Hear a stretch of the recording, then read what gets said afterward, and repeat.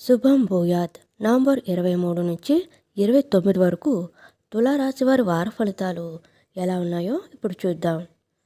తులారాశి చిత్త 3-4 పాదాలు, స్వాతి విశాఖ 1-2-3 పాదాలు.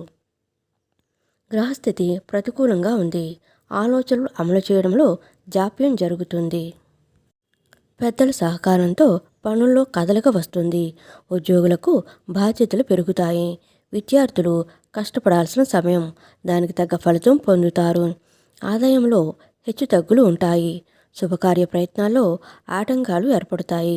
రావాల్సిన డబ్బు సకాలంలో చేతికి అందకపోవచ్చు. రుణ ప్రయత్నాలు చేయాల్సి రావచ్చు.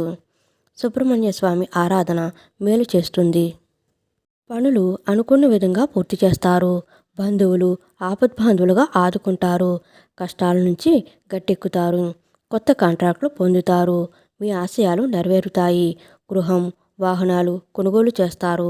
నిరుద్యోగులకు ఉద్యోగ అవకాశాలు, రాబడి ఆశాజనకంగా ఉంటుంది. వ్యాపారాలు ఉత్సాహంగా కొనసాగుతాయి. ఉద్యోగాలలో అనూహ్యమైన పురోభివృద్ధి. కళాకారులకు సన్మానాలు.